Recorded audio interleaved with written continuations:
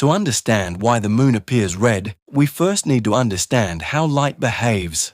Light consists of waves with different wavelengths, which we perceive as different colors. Violet and blue light have shorter wavelengths, around 380 to 500 nanometers. Red and orange light have longer wavelengths, around 600 to 700 nanometers.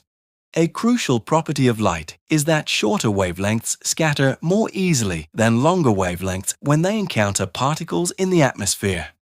The key to understanding the red moon phenomenon is a process called Rayleigh scattering, named after the physicist Lord Rayleigh.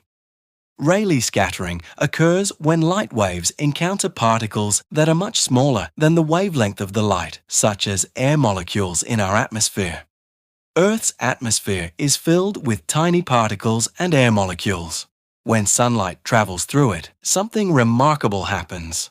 The shorter wavelengths of light, like blue and violet, get scattered in many directions when they hit these small particles. This is why our sky appears blue during the day. The longer wavelengths of light, like red and orange, are less affected by these small particles and pass through the atmosphere more directly. During a lunar eclipse, Earth is positioned directly between the Sun and the Moon, casting a shadow on the Moon. You might expect the Moon to disappear completely in Earth's shadow, but something fascinating happens. Earth's atmosphere acts like a lens that bends and filters sunlight.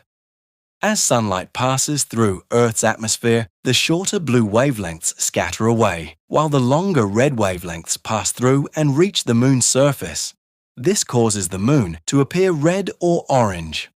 NASA scientists have a beautiful way of describing this phenomenon. They say it's like projecting all the world's sunrises and sunsets onto the Moon at once. The red moon phenomenon isn't limited to lunar eclipses. You've probably noticed that the Moon often appears orange or red when it's rising or setting near the horizon. This happens for the same reason as during a lunar eclipse, Rayleigh scattering. When the Moon is low on the horizon, its light must travel through much more of Earth's atmosphere to reach our eyes. This longer path through the atmosphere means more blue light is scattered away from our line of sight, leaving primarily the red and orange wavelengths to reach our eyes. This is exactly the same reason why sunsets appear red.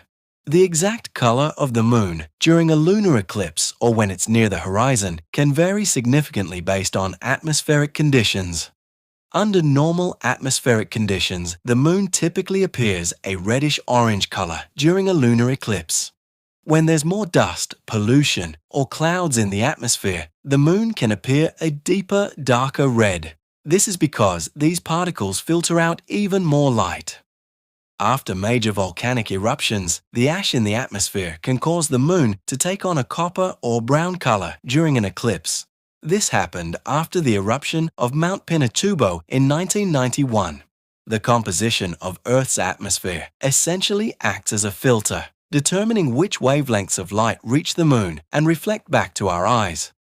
It's worth noting that other atmospheric phenomena like haze, smoke from wildfires, or air pollution can also cause the Moon to appear red or orange, even without an eclipse or it being near the horizon.